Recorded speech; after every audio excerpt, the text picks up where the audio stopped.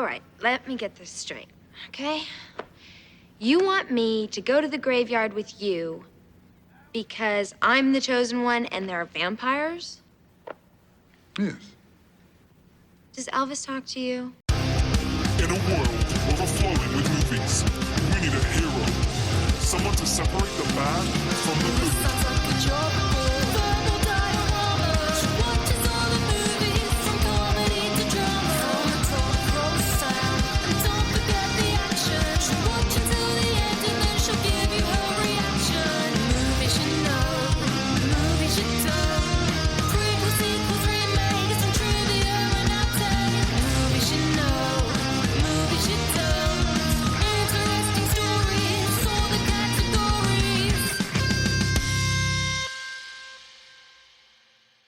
Hi everyone, I'm Em and welcome to Verbal Diorama episode 122, Buffy the Vampire Slayer. This is the podcast that's all about the history and legacy of movies you know and movies you don't. And welcome to this spookshul bonus episode for Halloween. Oh, the puns are bad. This episode was not scheduled. It was a bit of a late addition to the October roster and I chose not to announce it in the run-up to Halloween. Not only as a surprise for Halloween, but also on the off chance that I couldn't quite do it. This is the 6th episode of the podcast that I've put out this October. So, I mean, never let it be said that I'm a bit of a slacker. But I didn't want to tell anyone that it was coming because, to be honest, I don't like to let people down. I don't mind letting myself down, but I don't like letting other people down. And also, if I had a watcher, I wouldn't want to let him or her down. But since this movie is not canonical to Buffy, I'm happy to let down Merrick. I just wouldn't want to ever let down Giles. You'd have to be a fan of the TV show to understand that. So this episode is going to be a little bit different. There's going to be no listener comments because none of you knew it was coming. It's also probably going to be a bit shorter than normal, but hopefully it's still going to be as enjoyable and informative as ever. And, you know, it's Halloween, so it's going to be a little bit spookier than normal. Buffy has been so integral to my life for such a long time, and I rate the TV show as literally the greatest TV show ever made. So this movie, first of all, I'm not one of these hardcore Buffy zealots who hates and denounces this movie. I actually like it a lot. Mostly because it's nothing like the TV show. It's got little tidbits of stuff that will evolve with the TV show. But this movie shows real promise for so many reasons. And like I say, although it's not canonical, Joss Whedon has denounced this movie, I really do feel like it is actually well worth your time. Whether you're a fan of the TV show, whether you're not a fan of the TV show, this is actually okay. I mean, it's not as good as the TV show, let's be honest, but there are some real promising things in it that will evolve in the TV show. So, without further ado, let's have a listen to the trailer for Buffy the Vampire Slayer 1992. I just met this girl named Buffy. I'm Pike. Pike isn't a name, it's a fish. I liked her even though she seemed kind of flaky. But, as it turns out... You have been chosen, Buffy, To do what? to stop the vampires. Does Elvis talk to you? When things started getting weird around here. Are we having a nightmare? You threw a knife at my head. And you caught it. She was the one person I could really count on. Kill him a lot. Hi. Hi. What are you doing here? What am I doing here? I'm saving your butt. That is a bad guy. Can we go, please? The Slayer is unmasked. Let's finish it. I think this relationship has potential. Hi. How's it going? You're obviously having a bad hair day. If she can just get rid of those other guys in her life. Stab him in the heart! Kristy Swanson. I am so sure. Donald Sutherland. Paul Rubens. With Rutger Hauer and Luke Perry. Buffy, you're not like other girls. Yes, I am. Buffy the Vampire Slayer. You didn't even break a nail. Directed by Fran Rubel Kazooie. Kristy Swanson. I am so sure. Donald Sutherland. Paul Reubens. With Rutger Hauer and Luke Perry. Buffy, you're not like other girls. Since the dawn of man, the vampires have walked among us, killing and feeding. The only one with the strength or skill to stop their heinous evil is the Slayer, she who bears the birthmark, the mark of the coven. Trained by the Watcher, one Slayer dies and the next is chosen. In 1992 Los Angeles, the new vampire slayer is cheerleader Buffy. 3 bodies have been found with really gross hickeys on their necks. It takes Merrick the Watcher some time, but he finally convinces Buffy that she is indeed the chosen one. When Merrick is killed by the Master Lothos, she realises how serious the vampire business really is. Things come to a head when vampires crash the senior prom.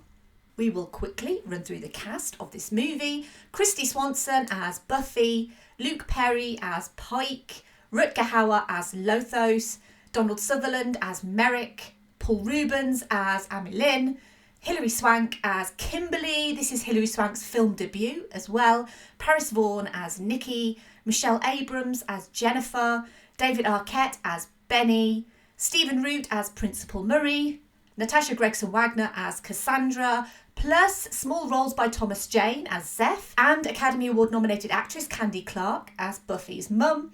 We also have uncredited appearances from the likes of Ben Affleck, Ricky Lake, Seth Green, who'd of course go on to star as Oz in the TV show, and also Alexis Arquette.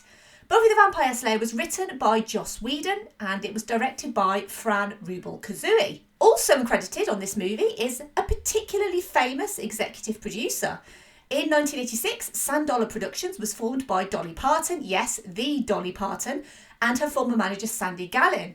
In 1991, a young TV writer called Joss Whedon, yes, that Joss Whedon, had a few episodes of Roseanne and Parenthood to his name, but also had the idea for a movie. A movie that subverted all of the horror tropes of the final girl, as well as the blonde girls who always seem to die first. Originally conceived as Rhonda, the immortal waitress, Whedon's idea for a script was to make the hunted the hunter, to have someone who seems completely insignificant actually turn out to be extraordinary. The idea that the girl in the horror movies could fight back was pretty revolutionary in the early 90s, and it's what gave Whedon his, in inverted commas, feminist credentials, I use that term loosely. Whedon wanted a name that sounded insignificant too, which is where Rhonda came in, sorry listeners called Rhonda, but that would eventually become Buffy, a pet name used for Elizabeth, that sounds very much like your typical Valley girl. And also the name would be used going forward in Scary Movie to spoof the character Sarah Michelle Gellar plays in I Know What You Did Last Summer.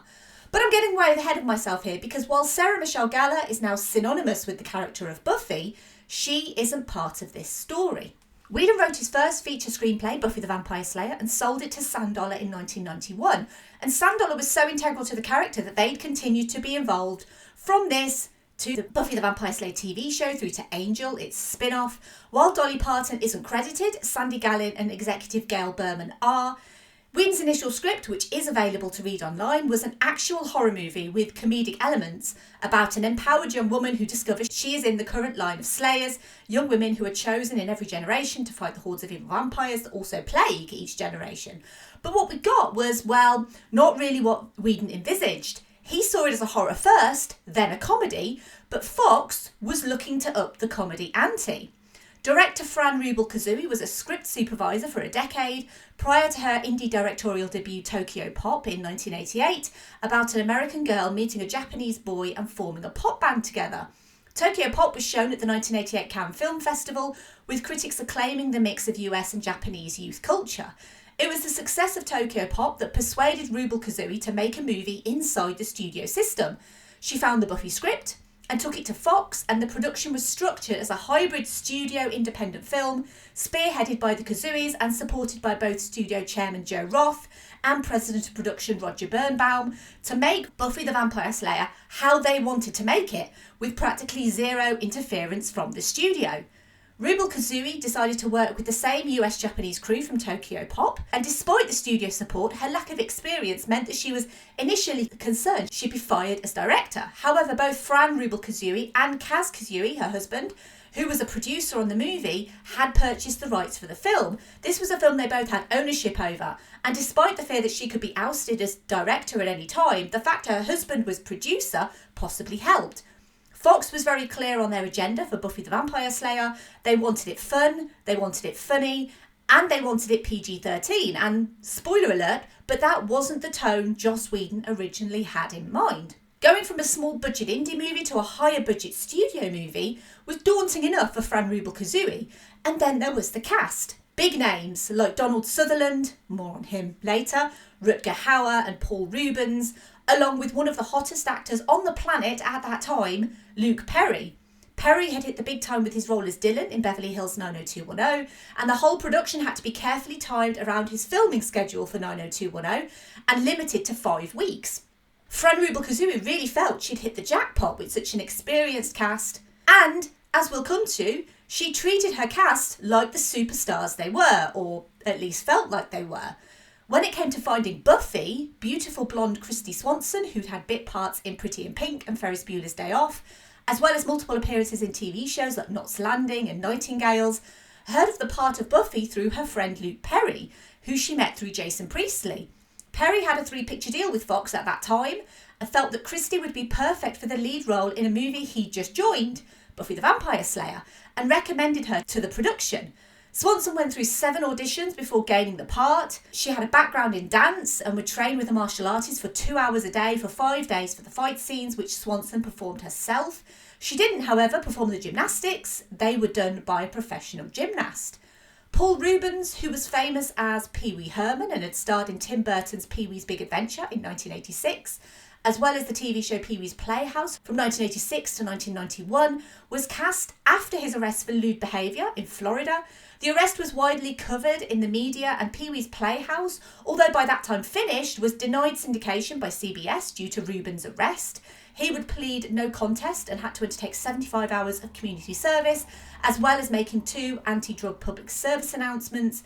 Rubens would generally keep a low profile, but took small parts in films in the 90s, including Buffy the Vampire Slayer, in which his character Amy Lynn would die a particularly vocal death, with Rubens improvising the scene. Reportedly, Joan Chen was originally up for the role, but it was reworked as a male vampire rather than a female vampire, and only the name Amy Lynn remained. Rubens' famously long comedic and improvised death scene remains the part of this movie that is almost constantly referenced. Kristy Swanson would recall the many February and March night shoots in 1992, and that as the movie was progressing, that Joss Whedon was part of the casting process and pretty much always on set, which isn't standard practice for the writer of a movie, but this was something special to Whedon. Filming in Los Angeles included the ballroom of the Park Plaza Hotel, where Merrick lives and trains Buffy, John Marshall High School in Los Feliz, and the gymnasium of University High School in West Los Angeles, where the high school dance and vampire attack was filmed. There was also filming in MacArthur Park at the merry-go-round and also at Griffith Park. When 20th Century Fox decided to take the movie in a more comedic, less scary way, Whedon's script started to be amended. Merrick, who was originally going to commit suicide after being threatened to be turned into a vampire by Lothos, and then as a vampire would then kill Buffy, was thought of being too dark for a PG-13 comedy, and so this was changed to him being killed by Lothos. In the TV show, Buffy famously burns down the gym of her last school, and this was the plan for the ending of this movie, but this was also changed. While Kristy Swanson would go on to state she felt no animosity on set between either Whedon and Fran Rubel-Kuzui, or Whedon and Donald Sutherland, Whedon had issues with both of those people. Fran Rubel-Kuzui's vision for Buffy differed to Whedon's, and as director she had more clout with the studio than he did. She agreed with Fox's assessment that it should be a light comedy, and while Whedon was there almost all the way through shooting, it reached a point where he felt like he had to leave the set, mostly due to the on-set issues he had with veteran thespian Donald Sutherland, who didn't really want to be there, let's be honest, notably disagreed with his lines, and so he would rewrite them or just improvise them on the day. Fran Rubel-Kuzui allowed him to do this, mostly because he was Donald Sutherland, but this infuriated Whedon, who felt like Sutherland was destroying his pet project. This led to creative differences and Whedon leaving the set. Swanson would not recall any such issues with Donald Sutherland and described him as warm and professional, and that he would often finish his filming and stay on set to help her with on-camera line reads. Swanson would continue to stay good friends after filming with both Luke Perry and Paul Rubens, and after Perry's sudden death, aged just 52 on the 4th of March 2019, She reminisced about how Perry was the cheerleader on Buffy, that he always had her back and was positive and uplifting. And when Rutger Hauer died in July of the same year, most online obituaries mentioned his role in Buffy alongside his most famous role in Blade Runner. Buffy may not be the movie that most millennials will name as their favourite, but it's probably the first memory that they have of Rutger Hauer, myself included. And because of all these issues on the set, and because this movie did not turn out specifically the way Joss Whedon wanted it to turn out, he has since pretty much publicly denounced this movie. To him, this is not a thing that he's particularly proud of. This is not a thing that Donald Sutherland is particularly proud of.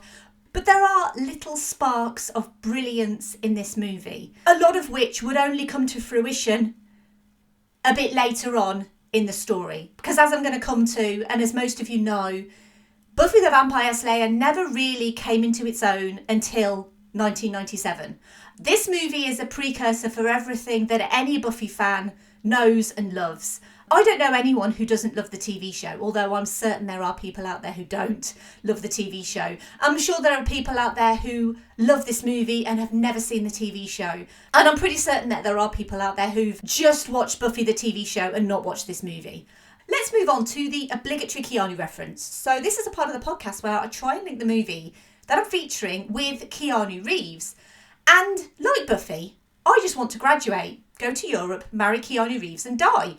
She says Keanu Reeves, right? Because if she doesn't, I don't understand why. A huge side note though, I had the biggest crush on Christian Slater in the early 90s, so I completely understand why the character wants to marry Christian Slater. Because 90s Christian Slater, he wasn't 90s Keanu Reeves, but he was 90s Christian Slater. The movie would be exponentially better if she did mention Keanu Reeves instead of Christian Slater though. The music for Buffy, so the soundtrack includes tracks by C&C Music Factory, Divinals, Susanna Hoffs from the Bangles, and Ozzy Osbourne. Other tracks played in the film but not included on the soundtrack include Everybody Hurts by R.E.M., In the Wind by War Babies, and Inner Mind by Eon. Buffy the Vampire Slayer was released on the 31st of July 1992 in the US, the same week as Death Becomes Her, see episode 59 for more on that one. Buffy also came out while A League of Their Own, which is episode 43, was still riding high in the box office after 6 weeks. In fact, Buffy hit number 5 in the charts in its first week, and that was 1 spot lower than A League of Their Own. Death Becomes Her was number 1 that week. Buffy the Vampire Slayer would drop to 10th place in its second week. And this was a movie that was made on a very, very modest budget. It was made for $7 million and it grossed $16.6 million, which meant the movie actually made money. And this is despite the public consensus that this movie was a flop. It wasn't a critical success. Critics denounced its poor plotting and direction, but praised the game performance of Kristy Swanson. And this is a movie that would also make a killing, excuse the pun, in the DVD market as well. And as I mentioned, 5 years later, Sand Dollar Productions executive Gail Berman would create the TV show. This was done with the association of Joss Whedon. The TV show ran for 7 seasons. Fran Rubel-Kuzui and Kaz Kazooie had no involvement in the series at all, but due to them owning the rights and financing the film, they were given executive producer credits for all episodes of both Buffy and its spin-off Angel. The TV show would retcon the events of the movie, including the period cramps Buffy feels when a vampire is nearby, the fact that she's a senior in the movie but a sophomore in the show, the burning of the school gym, the look and death of the vampires, her disinterested parents become her loving mother Joyce, and also the life and the mission of the Watcher also changes. In 1999, Dark Horse Comics released a graphic novel adaptation of Whedon's original script under the title The Origin, written by Christopher Golden and Dan Brereton. While the movie is not considered canonical, Whedon would go on to state that the Origin comic, though I have issues with it, can be pretty much accepted as canonical. They did a cool job of combining the movie script with the series, that was nice, and using the series Merrick and not a certain other thespian who shall remain hated. And even now, it appears that Joss Whedon still has beef with Donald Sutherland because of this movie. In 2009, The Hollywood Reporter reported that Roy Lee and Doug Davison of Vertigo Entertainment were working with Fran Rubel-Kuzui and Kaz Kazooie on a re-envisioning of the Buffy film for the big screen. The film would not be a sequel or prequel to the existing film or television franchise, and Joss Whedon would have no involvement in the project. On November 22nd, 2010, The Hollywood Reporter confirmed that Warner Brothers had picked up the movie rights to the remake after Fran Rubel Kazooie and Kaz Kazooie sold their interest to Warner. The idea of the remake caused wrath among fans of the TV show since Joss Whedon was not going to be involved. The project did not have any connection with the show and would not conform to the continuity maintained within any of the Buffy the Vampire Slayer comic book titles. In December 2011, more than a year after the official reboot announcement, the Los Angeles Times reported that Whit Anderson, the writer picked for the new Buffy movie, had had her script rejected by the producers and that a new writer was being sought. July 2018, Joss Whedon announced at San Diego Comic-Con that he was working on a reboot/sequel to the series and that it might feature a Slayer of colour. Due to the allegations made against Whedon by several cast members, including Charisma Carpenter and Ray Fisher, of alleged abuse and harassment on all sorts of sets, including on Buffy and also on Justice League, as of 2021, the reboot reportedly will no longer involve Joss Whedon. And I've mentioned Joss Whedon before on this podcast because, quite frankly, he's a guy who, again, like Buffy, has been so integral to my life. I have always been a fan of this particular man, and the fandom that I have for him started with Buffy. So I've seen a lot of his stuff and I've covered a lot of his stuff on the podcast. It's a bit hard to not talk about the stuff that I've enjoyed watching over the years without mentioning Joss Whedon. But as I always like to say, whenever I cover something on this podcast, it's always to kind of celebrate the work as a whole and not just the work of one or two people who might work on it. I think as things have come out about Joss Whedon, that we know that he will bully people on sets, he will harass people on sets, and that's obviously come with a certain level of power that he's achieved over the years. Looking back at a project like Buffy the Vampire Slayer in 1992, maybe he was a little bit above his station at the time, and maybe he saw Fran Rubel Kazooie, who was directing this movie, and maybe he thought that she wasn't good enough for this material. It's all speculation, really, as to why he really hates this movie. He obviously wasn't happy with the direction it was taking. He wasn't happy that his work was being changed. And he certainly wasn't happy that someone like Donald Sutherland was willing to change it. And arguably, Donald Sutherland is not the best performance in this movie. He's kind of phoning it in a little bit, in all honesty. But, you know, he was one of the biggest names in this production. And because he was one of the biggest names in this production, and because the director allowed him to do it, he just did it. And obviously Joss Whedon still has beef with that. Serious beef. We will know that the apocalypse is happening when Joss Whedon announces that he's working with Donald Sutherland again. Buffy the Vampire Slayer is a film that really feels like it has no real stakes. Excuse the very obvious pun. The performances in this movie are decent at best and wildly inconsistent at worst.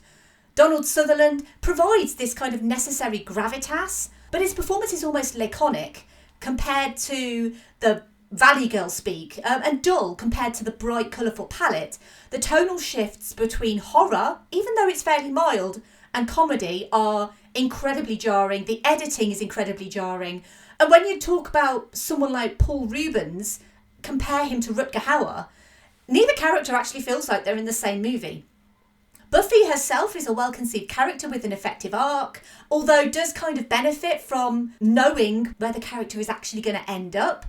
And while Swanson's Buffy definitely seems to grow as the movie progresses, it actually doesn't really feel like her progression costs her anything. Except maybe the friendship of the school mean girls, who are straight out of Heathers, by the way.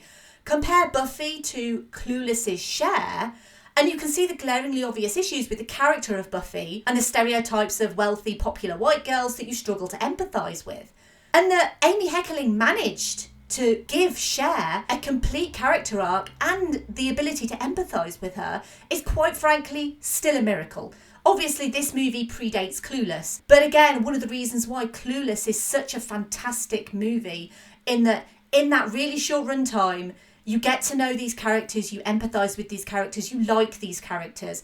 You don't really like anyone in this movie apart from Buffy herself. And even though Kristy Swanson is really trying her hardest It feels like she is in a very different movie to everyone else. And Merrick's death kind of comes out of nowhere, really, in this movie.